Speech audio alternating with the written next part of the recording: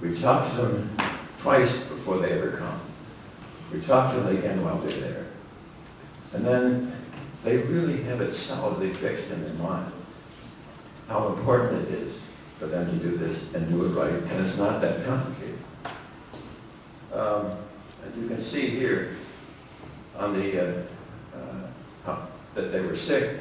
119 of the 177 who were compliant had already had a bypass, or they'd already had stents.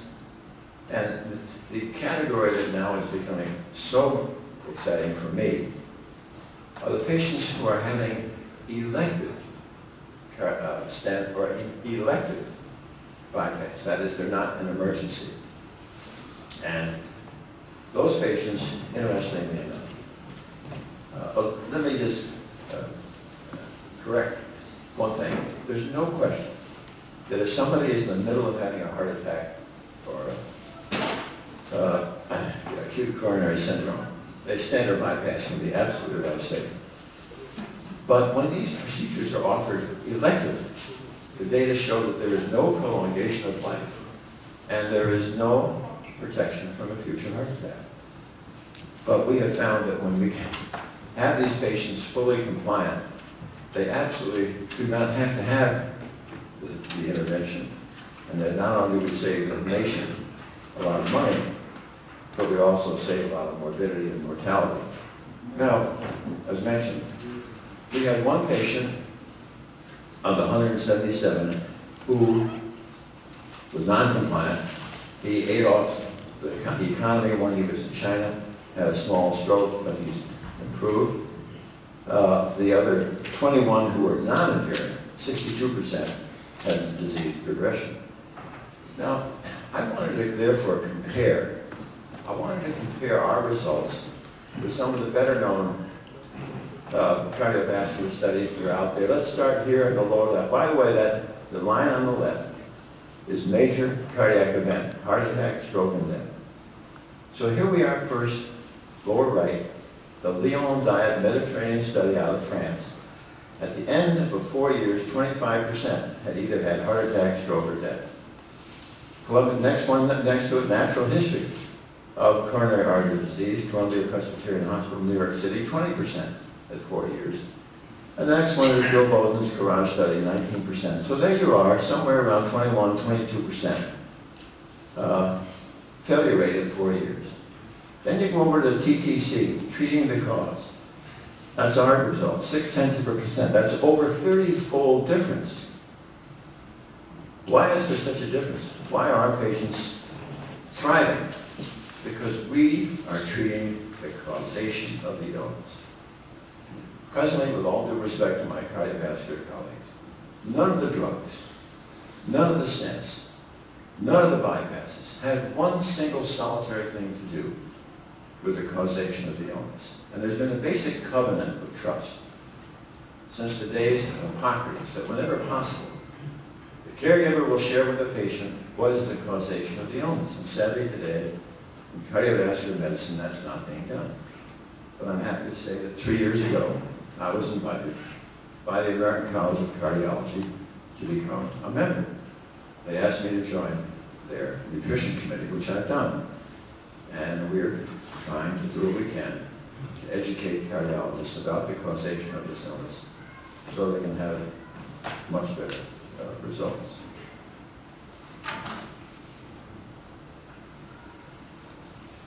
Now, I know it sounds kind of crazy, having talked to you just about a study of 200 patients. Here's another one, same month, 3 patients. What in the world was I doing writing about 3 patients?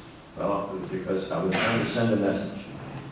These 3 patients were all representative of the absolute catastrophe of present-day cardiovascular medicine. Now, the first is a fellow I have yet to meet face-to-face, but he is from Newfoundland, Canada. Name is Bob Mercer. At age 44, he had a blockage of his right carotid artery and a stroke. Got over it pretty well, but at the same time, he had horrible, severe angina. They found a courageous surgeon in Toronto who would operate on him, even though he had a totally blocked right carotid. He had an excellent result. Now he was 69, 70 years of age, and he was again horrible angina, diabetic, overweight, erectile dysfunction, and his one remaining carotid artery was now 90% blocked. Of all things that have happened at this point, his 37-year-old daughter had a heart attack. During her convalescence, she ran into a book, Prevent and Reverse Heart Disease. She said, "Pop, we got to do this together." They did. A year later, I got a letter from Bob Mercer. "Dr. Esselstyn, thank you. My diabetes is gone. I've lost 40 pounds. My erectile dysfunction is gone. My one remaining carotid artery is no longer 90% blocked. It's 67% blocked." Pretty exciting. This is a picture of Bob Mercer before and after. This next is a local boy outside the suburb of Cleveland, Art Soteros, age 32, overweight, he becomes diabetic.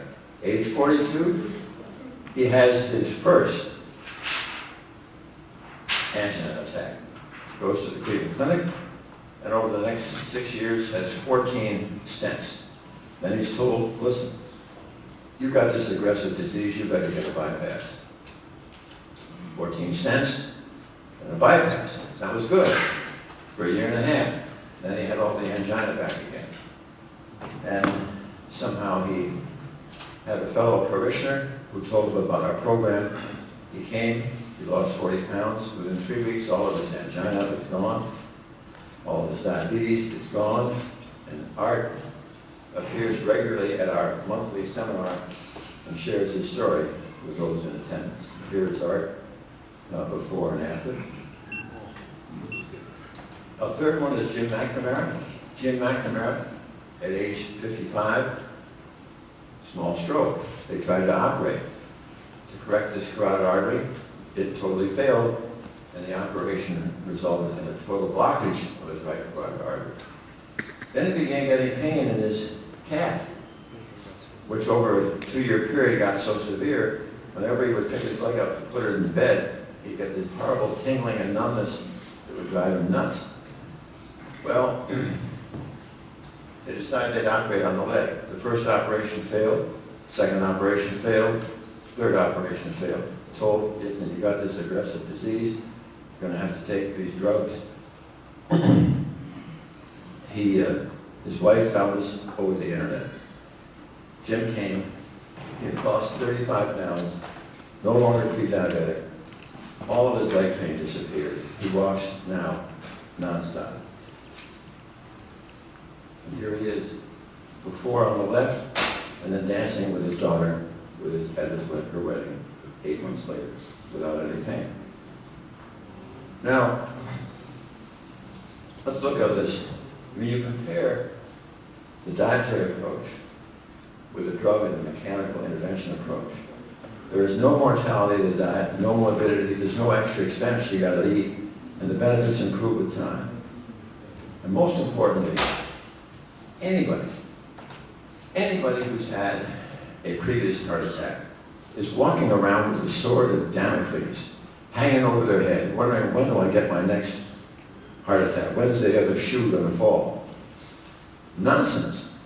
You learn to live in a way that you make yourself heart attack proof. Now, what in the world is the good of having a great heart if your brain isn't there? Huh? We know that by the age 85 in Sweden and this country, 50% of people will have dementia. Now, we really got some insight into this in 2001 when Megan Leary and her team from the West Coast came to the stroke meetings in Miami, and they reported their findings looking at 5,500 MRIs of the brains of Americans. What did they begin to see at age 50? These tiny little white spots. What are these tiny little white spots? Little strokes. Not a good plan, but you know, age 50, tiny stroke, big brain, not a problem. But suddenly, you blink your eye, you're no longer 50, you're 65. More often than before, you now say, sweetheart, where did I leave the car keys? Well, you get through that. Bingo, before you know it, you're 75. You look at her and you say, sweetheart, where did I leave the car? It's not working out too well. Bingo, now you're 85. You look at her and you say, are you my sweetheart? I can't reverse that. You don't suddenly wake up on your 85th birthday with dementia.